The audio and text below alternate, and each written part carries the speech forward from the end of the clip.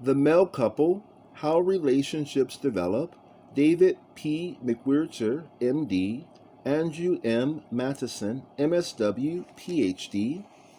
Chapter 3, Stage 1, Blending, First Year. Characteristics, Merging, Limerence, Equalizing, of Partnership, High Sexual Activity. It was love at first sex, sighs Wayne as he looks toward Paul, his lover, and describes their first meeting. Yeah, we met at the baths. We saw each other in the steam room and hot-footed it to Wayne's room. Paul, a 26-year-old when they met, is a punster. He laughs uproariously at his own puns. We made love for over an hour and never said a word. Then we lighted a cigarette and talked for 3 hours. Within 3 weeks, they were living together. I saw him as everything I ever wanted in a lover, said Wayne. Paul agrees. We did everything together. In fact, we even started using the same toothbrush during those first few months. People said we even sounded alike on the phone. It was the happiest time of my whole life, Paul says with enthusiasm as Wayne nods his agreement. I was so crazy about him, I could forget what I was doing right in the middle of getting dressed. I'd be thinking about the sound of his voice. We were considered such social bores, Wayne says. We were so involved with each other that we went to parties and spent most of our time sitting together, holding hands and wishing we were alone. We spent most of our free time alone together, Paul agrees. We never argued about anything. It was so great to never be alone. I would have fought World War III to keep the feeling of that first year, he continues. I really wanted a relationship. I guess we were both ripe for the picking. Wayne has a bachelor's degree in history and is currently employed as a real estate salesman. Paul is a landscaper. Both men had previous male lovers, but each feels this new relationship is the best and is forever. They have a very comfortable apartment in a local beach community. Sorry about the way our place looks when Paul moved in. We just set his stuff around and didn't do much for a while. Wayne apologized for the clutter of boxes in a corner of the living room. We're more interested in the apartment now.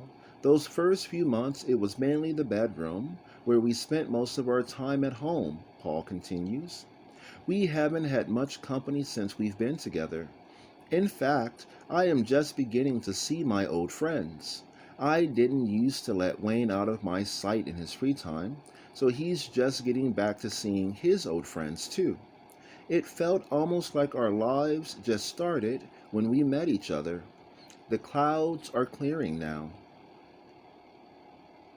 Was it all that smooth, we asked. Paul makes a face. Then he smiles again. Only good times if you don't look back at the pain, he says.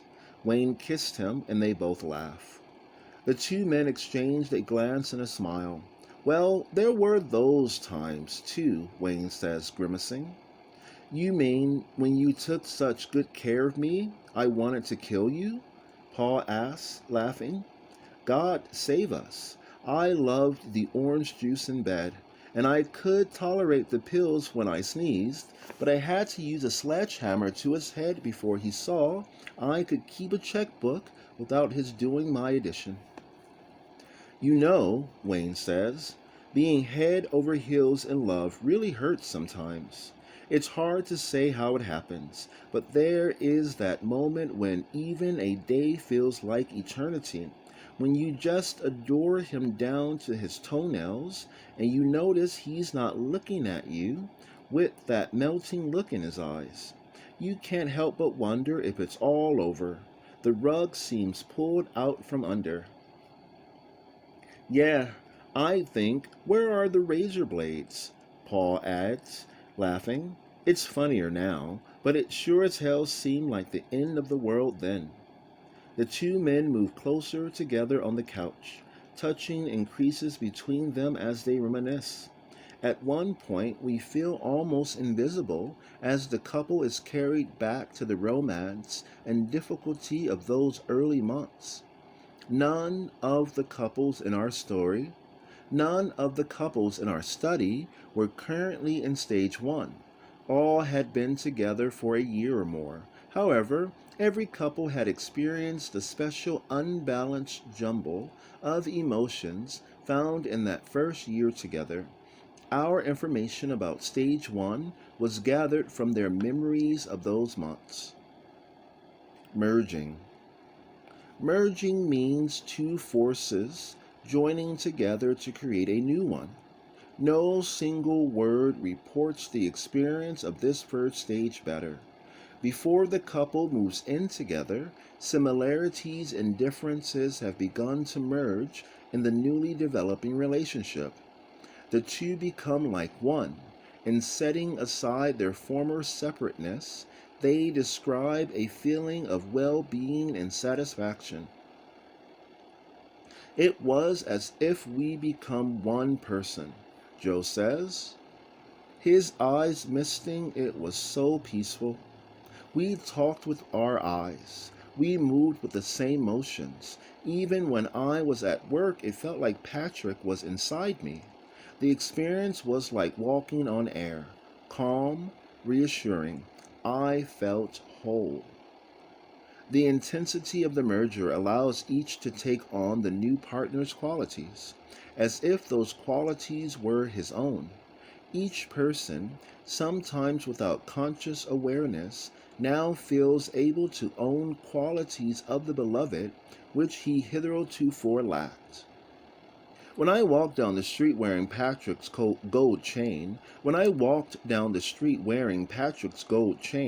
I felt like my English improved and I could stay at the Ritz, Joe says. And when I wore Joe's work boots, I swear my biceps grew 2 inches, Patrick laughs. I was him. No, I was you, Joe says. Another man, Alex, admits, I couldn't drive around the block without getting lost. In the beginning, Ray either drove the car or navigated me when I drove. I had a new radar inside of me all of a sudden. I thought I was like Ray. I surprised myself a few months later when he wasn't in the car and I got lost. Another striking feature is the sameness these men find in each other. The sameness provides a seemingly natural harmony, the discovery of multiple similarities, even to the minutest detail. Like kinds of food they prefer or the brands of soap they use, increases the intimacy even for couples with wide differences in age or social background. It is like finding the self in the other and liking what is found there. Joe, a 27-year-old construction worker, had met Patrick, a 39-year-old Episcopalian priest, 3 years earlier at a church social. Joe had a high school education. He grew up in a large Methodist family in a small town. His parents both worked in the family hardware store. Joe remembered his home life as close-knit, religious, and hardworking. Patrick was the only child of a well-to-do family from a suburb of a large city. His father already was a busy executive, and his mother was very active in social and civic community organizations. Patrick, a prep school product, felt like he grew up in the house alone. His family was special occasion churchgoers only, according to Patrick. He was showered with gifts and material possessions. After their first introduction, Joe pursued Patrick, lunches together on Saturday, movies at midweek, then a long holiday weekend together. Because of the apparent differences, some of their friends teasingly nicknamed them the odd couple. Joe and Patrick however, experienced each other as mirror images. They liked and disliked the same things, thought in the same ways, and had similar goals. We didn't look like each other, but inside we were so much alike that we could finish each other's sentences. I could look at him and know what he was thinking about. It was uncanny how much we were in sync. Couples avoid conflict at any price. Irritants and differences of opinion or behavior are minimized, sidestepped, or overlooked altogether. Another couple exemplifies this.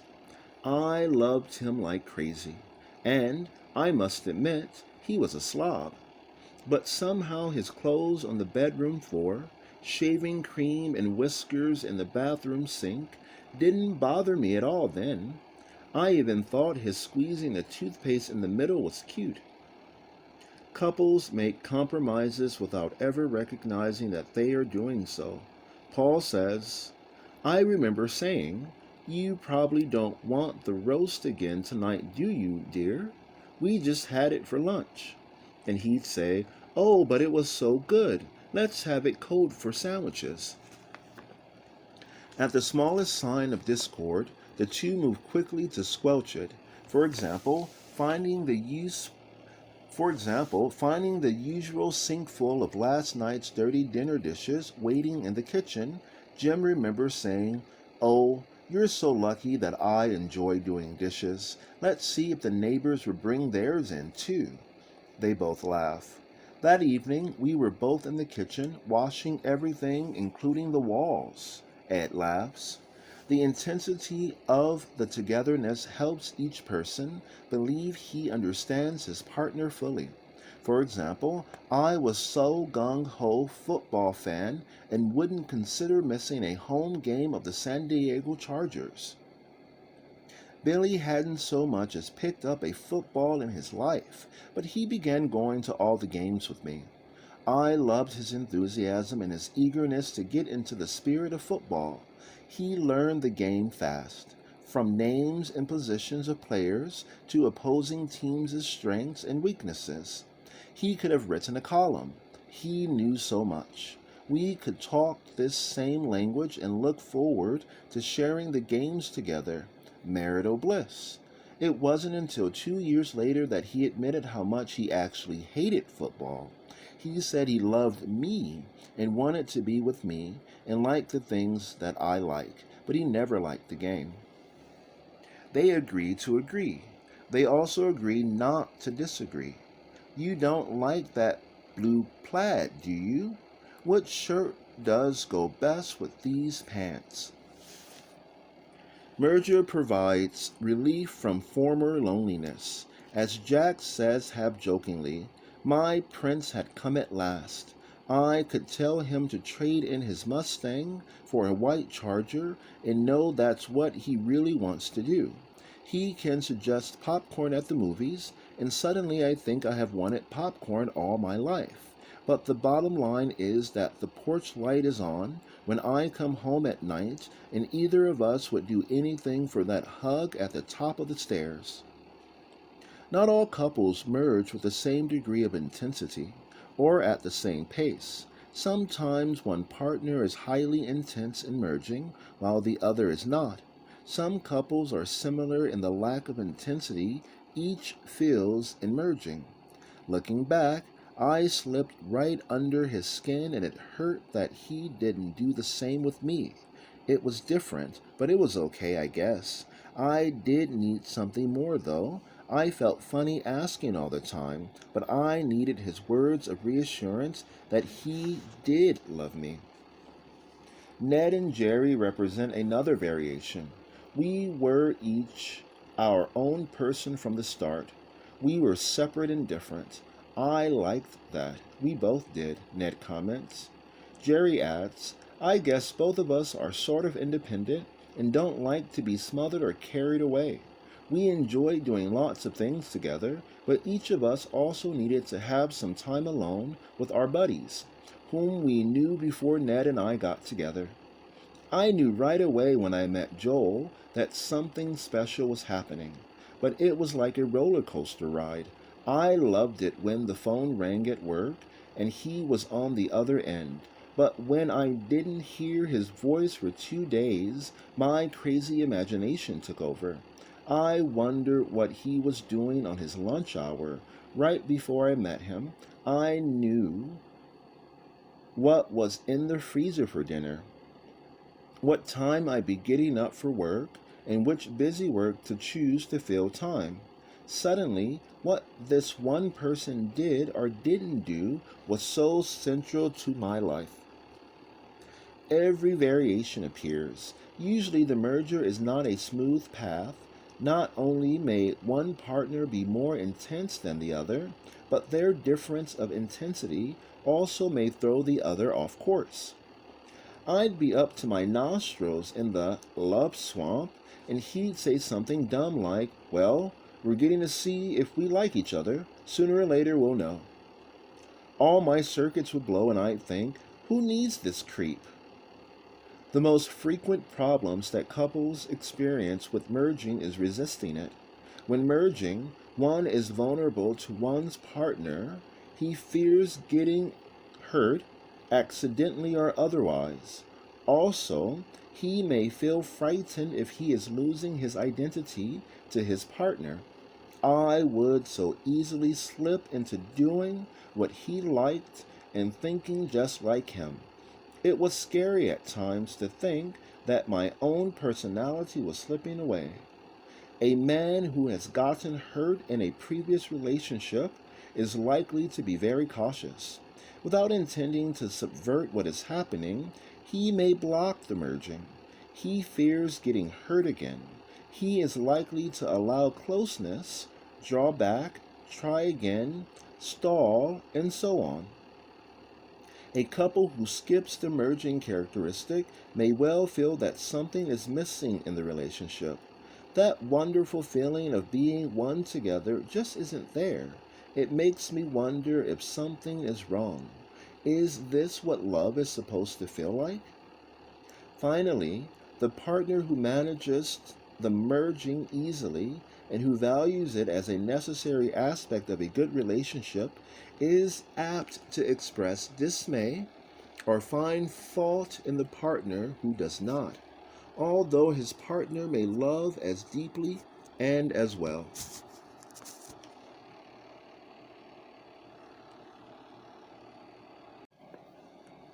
Limerence. In Love and Limerence, Dorothy Tennov coined a new word, limerence, to describe the state of falling in love or being romantically in love. Included components are 1.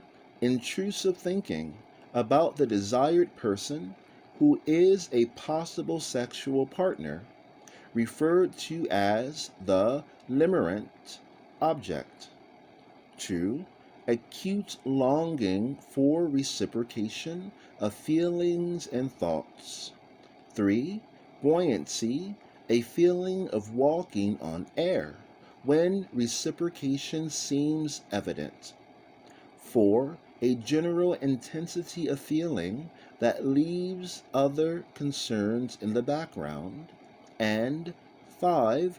Emphasizing the other's positive attributes and avoiding the negative or rendering them, at least emotionally, into positive attributes.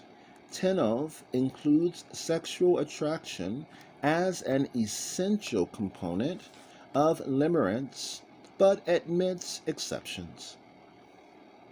Limerence is a respectable stepping stone on the path of relationship building. It is not just an infatuation, mere puppy love, or humorously going through a phase. The persons are not to be dismissed as simply lovesick. They are developing deep feelings that will influence the quality and tone of their relationship for as long as it lasts, and that may be a lifetime. The high prevalence of limerence ensures and adds to the characteristic of blending. It simultaneously decreases the partner's sensitivity to a possible mismatch. caused by the inherent blind spots to faults generated by the limerent feelings. Limerence is a powerful factor in the blending of stage 1. I was head over heels in love with him. It was wonderful. Nothing else seemed to be as important. My house started to look like a pig pen. Plants died. Friends were hurt because they were ignored, and I was only half there when my sister told me she was getting married. I loved everything about him, from the way he walked to the way he parted his hair. I thought his interest in country music was scholarly. He could do no wrong. His body was perfect, out of this world. We would make love in ways I had never dreamed possible. When he didn't look at me with that yearning gaze, I would feel a little crazy, like I was out in the world alone again. I immediately had to know what terrible thing had gone wrong between us, even if I knew it was only because he was counting the change at the checkout counter. Limerence does not always happen to both partners to the same degree or at the same time. Indeed, some couples do not experience limerence at all at the beginning of their relationship. One man in our study remembers the limerence this way. We met in a supermarket in January, and the cold weather and rain vanished. We took trips every weekend. We disappeared at every party. We lived in each other's arms only. Other times were to be endured until we could get to each other again. Another says, "It was the most wonderful and awful year of my life. I wanted to hear that reassuring sound of his voice. I wanted to have him cast the magic spell and turn me into Prince Charming." But, his partner adds, what I noticed was his kindness. I felt like a good person always when I was with him. I liked his social polish and his ability to be comfortable in any setting. Mostly I loved how much faith he seemed to have in me.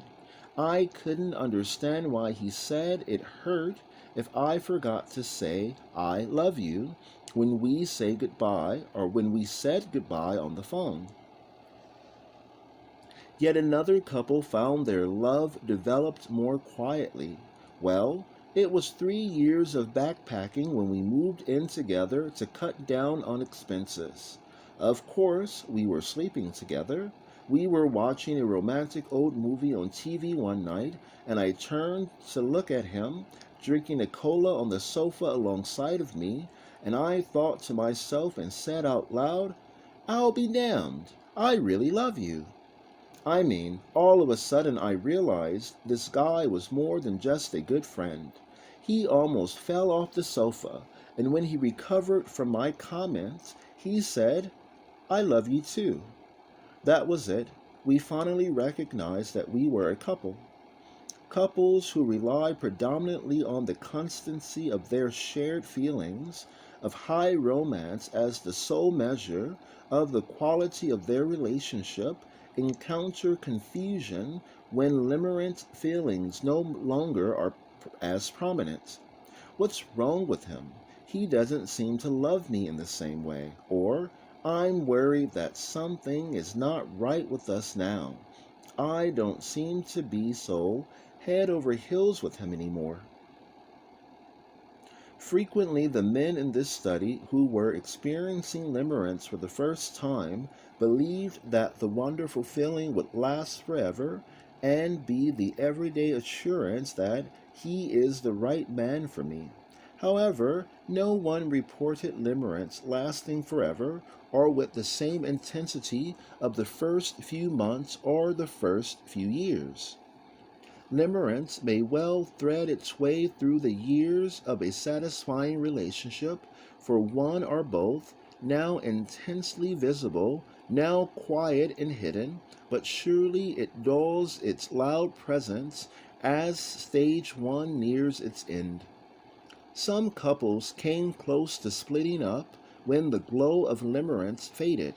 Toward the end of our first year together, Tom and I each recognized that we felt differently. No more whistles and bells and all that stuff. We didn't want to stay together if we really didn't love each other. Boy, did we come close to calling it quits. That was 5 years ago. Maybe we're not crazy in love anymore, but so what?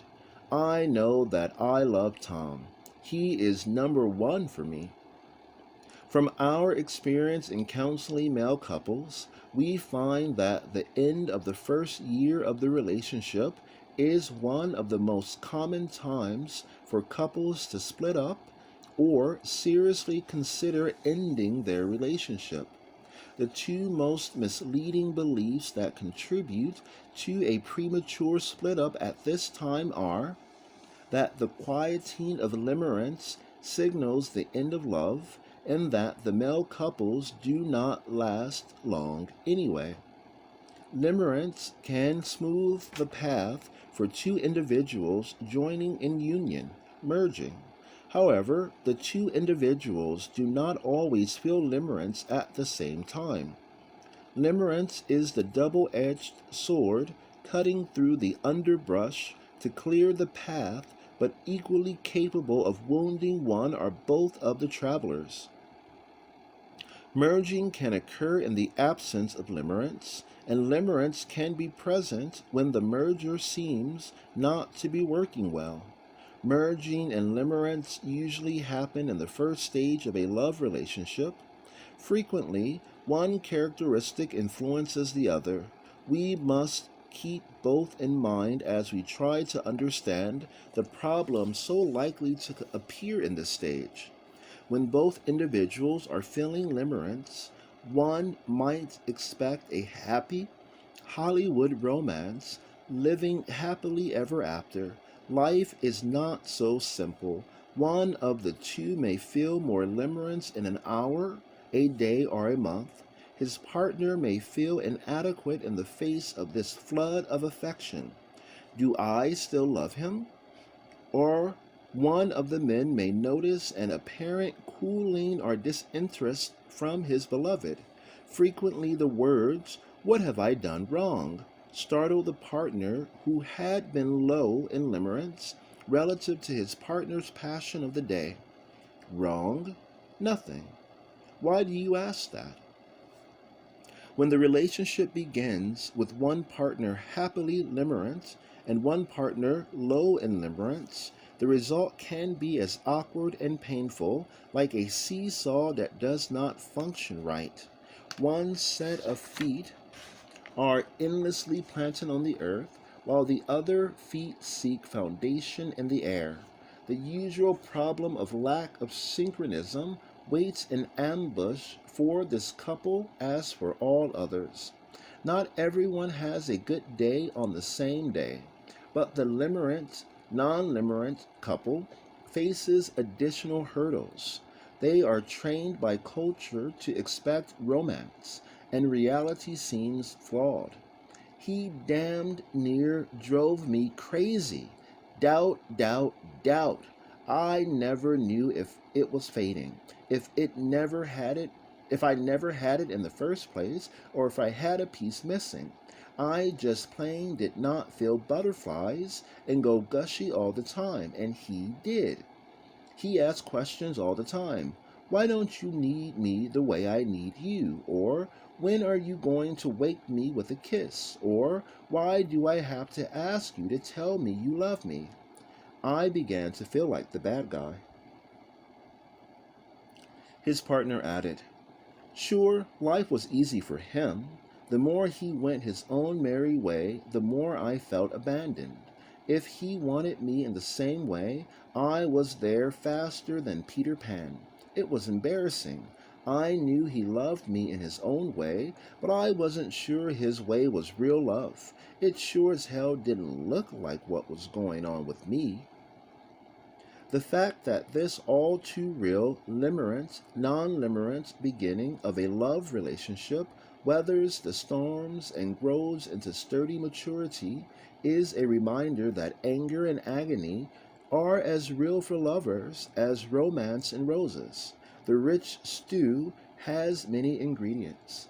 The man who got away is too often one of the two men who failed to experience limerence in the early months of a relationship. With luck, such a pair will realize that the good feelings they have for each other are enough for them even if they don't match the current primer of guidelines for the engaged. As one man says, looking back, thank God he didn't go off with somebody else while I was craning my damned fool neck looking for my white knight. He wasn't just a port in a storm. He was and is my place of anchor for all time. Intimacy is a major problem for almost all of us. Intimacy promises relief for the separateness and isolation of the self, yet the safety of an unopened self is threatened. Each person's capacity for intimacy is different. Differences between partners can lead to withdrawal, arguments over minor points, feeling of loss of self, confusion, and unexplained anxiety. Frightened by and attracted to intimacy, the limerent person may try to get his own feet on the ground again. As a result of the combined limerence and merging, a fine rapport exists in the stage 1 relationship. If any event unbalances this finely turned rapport, distress is experienced by the couple. Each partner checks feverishly with the other to be reassured of their agreement and accord. Did that hurt you just now when I smiled?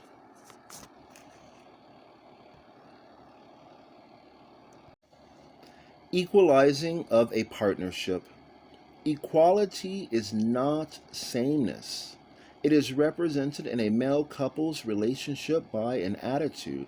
The attitude includes the expectation that each partner will take care of himself and try his best to meet his partner's needs.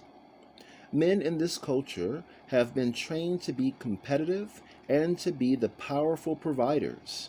Money and other forms of power loom as threats on the horizon for the male couple beginning a relationship. We found with couples in this study that they were able to find their way around these potential hazards. When seriously threatened by such a hazard, they found a way, sometimes uniquely their own, to right the imbalance they experienced. The characteristic of equalizing, so important in this stage, is seen in the way men carefully give while sharing evenly. All money does not go instantly into one kitty. The partner with the most money puts in 50%, not because of stinginess, but because he wants his partner to have the privilege of putting in his own 50%. Unlike heterosexual couples who speak of being in this marriage together, the male couple is apt to show it as they shop, do laundry, or pay bills together during the first stage. Tasks are assumed individually, usually because each person enjoys his partner's ability to show what he uniquely can bring to the relationship. There are no set husband and wife roles. Each man usually can perform all necessary tasks at some level of competence. Men together learn early that it is equally blessed to give and to receive, even when the temptation is to prove love by giving more. We have observed a phenomenon that we have named planned incompetence. As one man takes pleasure in a task he performs for the relationship, whether it is cooking or carpentry, his partner is apt to unlearn his own level of competence in this area, the better to show his appreciation. For years I was able to handle a roast and potatoes, and now you would think I can't operate a toaster. He manages to surprise me even at breakfast. Did you ever have eggs served with a small orchid on the dish?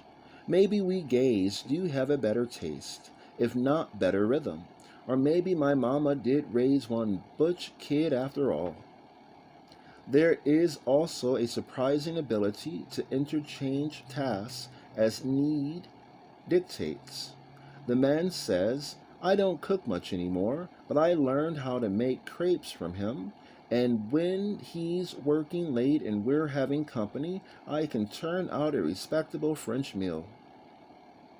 His partner adds, once I learned to read his writing and decipher his numbers, I found it easy to take over paying bills and balancing the checkbook when he's wary of it, out of town or out of sorts. Boys learn to be providers. Gay men learn this and bring the yearning to provide to the developing relationship, with each partner bringing this need to provide while believing that he should provide for himself. One might expect trouble on the horizon as two men each try to take charge of all of the providing. The gay men in our study seem to have an uncanny ability to circumvent this potential trouble, and they learn to take turns providing for each other. There is usually meticulous attention to sharing finances, work, and household chores. Each resists the cultural expectation of taking care of the other. Stage 1 couples infrequently consider their possessions as jointly owned, but clearly think of them as mine and his. They divide household expenses and may even open a joint checking account for their shared expenses, but are apt to keep individual accounts for personal use. Retaining the separation of money and possession is an important feature of Stage 1. Merging and limerence help bring two men together. Money and other power symbols seem to permit each to retain the necessary sense of individuality as the union is forged. It's your house, but it's our home, one man says. Another says, so what if I lend us something, as long as we know who we are? Here again we see the healthy yin and yang, the ebb and flow that nourishes. Rarely do two men enter a relationship as equals in the everyday sense of the word. They are not identical twins, nor are the skills and possessions they bring to the relationship identical. They find a pleasing balance on the scales, not mirror images. Jimmy brought home every penny of his $200 paycheck, and I brought in every penny of the family inheritance. We each kept half of what we brought for our own individual use. We brought his good cheer too, and I brought my knowledge of the world. We were exactly the same age, and there was some discomfort, no doubt about it, but I needed what he offered from inside himself, and he needed what I had inside. Friends raised eyebrows if they knew about the financial differences, but good friends were right there patting us on the back for finding our way to be equals in our own eyes and in the eyes of each other. Of course, there are many variations among the couples in our study. One man, 20 years his partner's senior, paid for the younger man's education from the start of college to the end of his medical residency. They feel more balanced and equal today than when they began, but they report no attendant problems from those early days. Another man tells us, look, it might sound grand to hear it, but But when we got started, he was in the film industry as an executive with big bucks, and I was on the unemployment line. He was generous, but I couldn't stand it. I worked nights as a security guard for 5 years until I saw that we could use his money to make a better life for both of us. But God, those fights in the first years. And we should include this touching report. He was in a wheelchair, and I liked to disco, but we loved each other. No movie stuff. I didn't dance his chair into the flashing lights, but he helped me to learn more about music he listened to at home. I still go dancing sometimes, and he has the madrigal group in, but yes, I'd say we're equal. Problems. With the absence of role models, one might expect gay men to have a natural tendency to follow the patterns of their parents, who have a traditional set of husband and wife expectations. Again, our experience shows that they do not. Because they lack models, it is easy to understand why male couples temporarily lose their sense of ease and balance at times. The most common problems concerning equality arise when the two men forget that they are dealing with equality as a balance and behave like boys who count marbles to make sure each has an equal number. Again, it is the attitude of equality that helps the male couple develop. He had everything. Before I came along, his household ran like a clock, with the gardener, the housekeeper, and his secretary. What could I bring as my share? His partner interjects. I keep telling you it was empty until you came. I listened to the clock for 2 years. When you came, you reminded me that I could still laugh and that someone cared whether I remembered to wear a warm coat. I didn't need another servant. I needed someone to bring me back to life.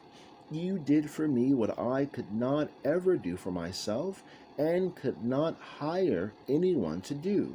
I wondered how I could give as much to you. His partner smiles. The scales did balance finally, didn't they?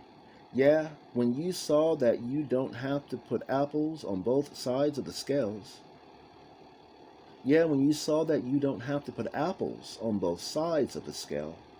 Couples remembering their difficulties in stage 1 speak of this sort of problem often. I didn't feel like an equal partner, Joe says. He was making all the decisions about everything. But I felt I was making plenty of money for both of us, Frank interrupts. I wanted to take care of Joe. And we finally learned how to take care of each other. Joe smiles at him.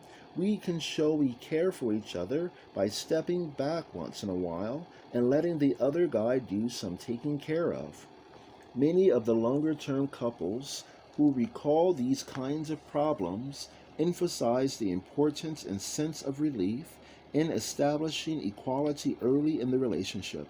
Sometimes one partner comes to accept that the other will take care of him, causing resentment to build in the other. It is a variation of the example just cited.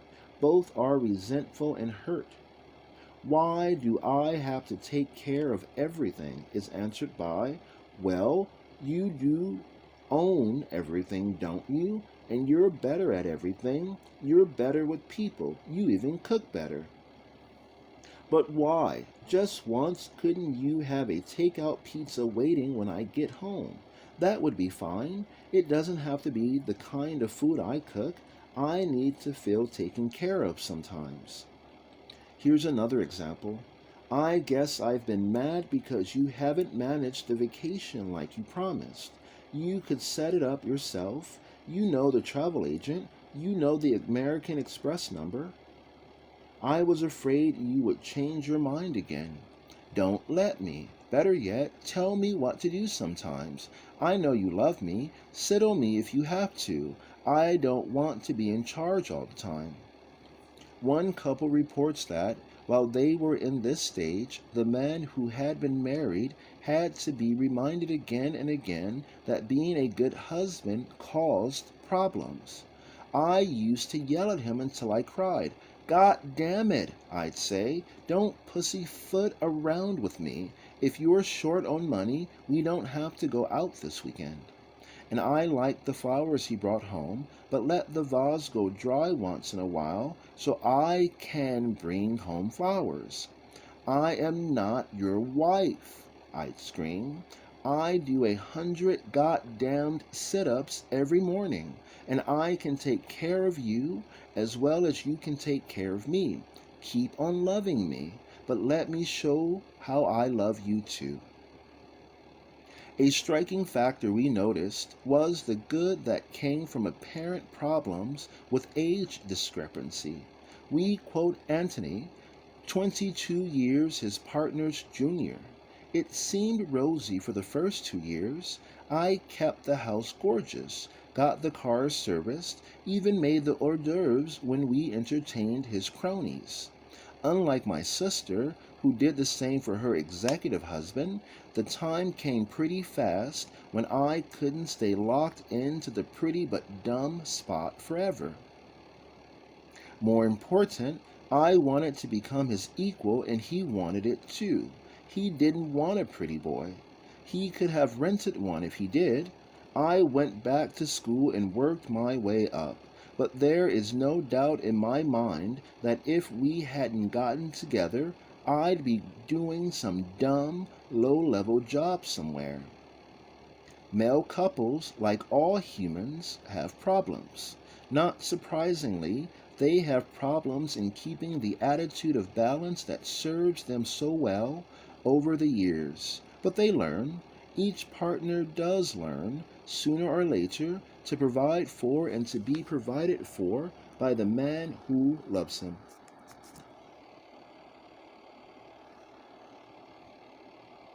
High sexual activity.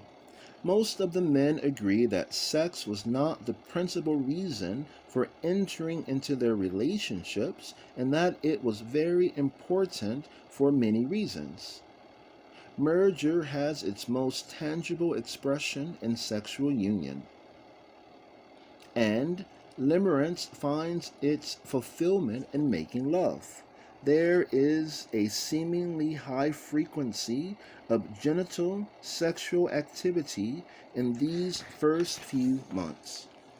When one listens carefully to couples describing this period, however, one hears their need to incorporate the other person's being into oneself and the driving need to transcend all male training and yield completely, vulnerably to this one other male.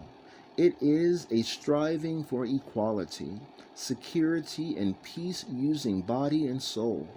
His body and mind became as one. They had to. We needed it. Not to get off with an orgasm, but to get whole, finally. This high frequency of sexual activity represents a great deal more than frequent sex. A usual report is, he wasn't my type, but all of a sudden I wanted to touch him, hold him, feel him holding me. It excited me tremendously.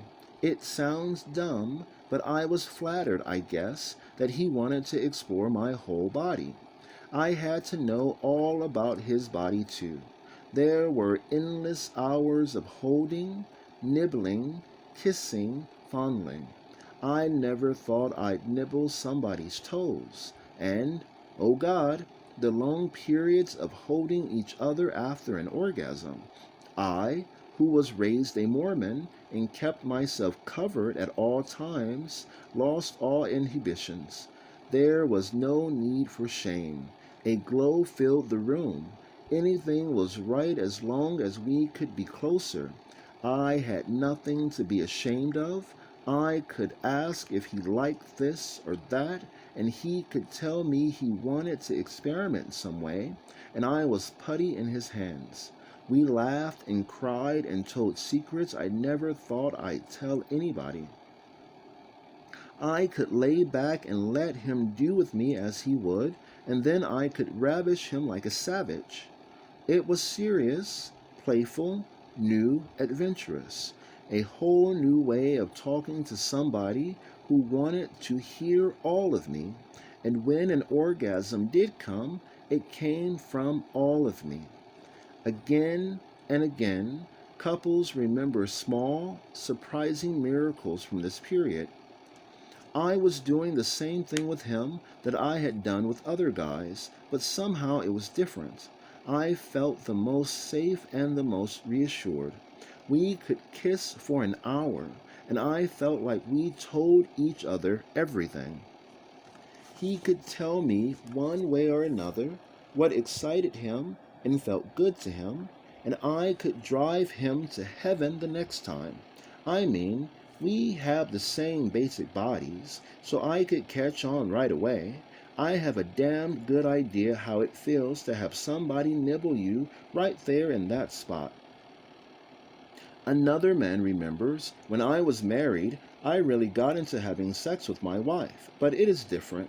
I didn't want to be her, just please her. With Jim, I wanted to please him, but I wanted his eyes to be my eyes and his legs to be my legs. I wanted him, and I knew he wanted me. Don't get me wrong, I knew we were still different people, and which bus to catch to get to my office, not his. Still another recollects, there was a precision about how we touched. We learned how to fit together, making love so fast. It was like he was reading my mind and my body. One more participant recalls, we sure did spend a lot of time in bed, I remember that. Early to bed and late to rise made us not wealthy, but it sure made us healthy and wise. It was a private adventure, like two boys at camp with a secret love. It was special. Sex is, of course, intrinsically pleasurable. For couples in stage 1, it is a powerful tool used in fashioning the bond. Even more than the verbal reassurances, it stays the fear of loss of this new wonder that has come to be. It assists the couple in risking the high jumps over the fence to find each other in satisfying intimacy. Many men touchingly report to us, sometimes in shy words, how sex had helped them willingly make themselves vulnerable. The love-making was the protective film that permitted the pain of vulnerability. For hundreds of years, men have spoken and written millions of words to try to capture the meaning of equality. Two men in stage 1 used the playground laboratory of the bedroom to demonstrate beyond words that they are equal, taking turns with power as desire dictates. All time spent in sexual activity is not necessarily driven by lust. The high frequency of sexual activity is a gem of many facets, helping the two men to grow together with or without the capricious urges of passion, driven instead by the need to learn about each other so that they can blend and form a more perfect union. With this characteristic, as with all other stage characteristics, not every couple is the same. One man tells us, "It almost broke my heart at first. I wanted to live in his bed, and he wanted to sleep there a few hours each night. I became an expert at finding ways to turn him on. He certainly liked it once we got going, but he just never had that great misty-eyed feeling for me that I had hoped for him. I finally had to see that he is the way he is, and I had hooked up with him and not somebody else." Sometimes one partner is more inhibited and has a more negative mindset about sex in general. This need not be a problem unless his partner reads the behavior to mean less love. Such a couple must find vehicles other than sexual activity to carry on the process of merging. When he'd say, "Let's go to Roma to get some pasta," I don't know why, but it gave me goosebumps. I knew he still loved me. Roma is a restaurant, and that's where we went. There are couples who start out as friends, and other couples where neither partner cares much about sex. Again, they find other ways. No, there wasn't all that much sex as I remember, but we spent long hours, evening after evening, just listening to music and looking at each other. Then I guess we had enough looking, and we'd lie tangled together on the couch and read. Sometimes partners do not particularly excite each other in an erotic manner. We would get very excited when we talked politics or art. Then we'd go off to the baths together, happy as cats, climbing out of a milk pail. But we could always say anything to each other, and, of course, we liked to touch, just not much interested in sex with each other. Sexual exclusivity is a usual phenomenon found in stage 1. Not all couples decide on a monogamous relationship, and not every partner is equally enthused about sexual exclusivity. Sexual exclusivity seems to happen often in this stage because the couple is apt to be highly protective of the tender young relationship and eager to avoid threats to its development. Sexual exclusivity seems to be a natural result symbolizing commitment. Therefore, the slightest possible hint of interruption in sexual rapport, such as arriving home later than anticipated, receiving a phone call from a former sexual partner, or showing the least reluctance in responding to lovemaking, can be experienced as a threat. This potential threat can be translated into jealousy, anger, hurt, fear, and anxiety. The partner then may feel shame or guilt. Using the heterosexual model of fidelity as a guideline, other couples establish sexual exclusivity simply because an unspoken expectation that their commitment to each other can be maintained only through the symbolic act. As was stated so clearly by Bell and Weinberg,